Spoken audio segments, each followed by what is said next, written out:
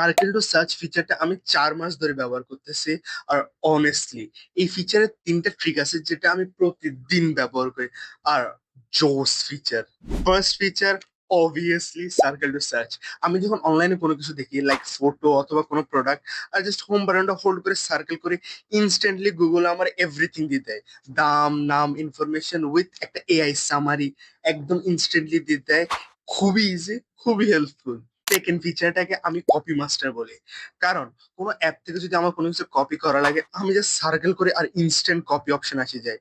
ভাই, YouTube, website বা কোনো ধরনের লকড পোস্ট থেকেও যদি আমার কিছু কপি করতে হয়, এই ফিচারটা আমার জন্য একটা লাইফ সেভার। থার্ড ফিচারটা আমার ফেভারিট।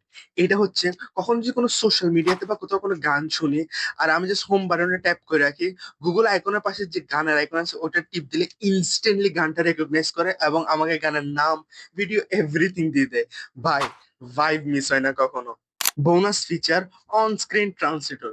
সং আইকনের পাশে একটা আইকন দেখবে, ট্রান্সলেটর আইকন। এটা ট্যাপ করলে তোমার স্ক্রিনে যত কিছু আছে এভরিথিং ইংলিশে বা যে ল্যাঙ্গুয়েজ তুমি চাও ওই ল্যাঙ্গুয়েজে ট্রান্সলেট হয়ে যাবে। এখন ফরেন ব্লগ গুলা বোঝা 2x ইজি। এখন তুমি বলো, এই সার্কেল টু সার্চ ফিচারটা ইউজ করছো? আর যদি করে থাকো, কোন ফিচার্সটা তোমার থেকে সবচেয়ে ভালো লাগছে তার নিচে কমেন্টে বলো।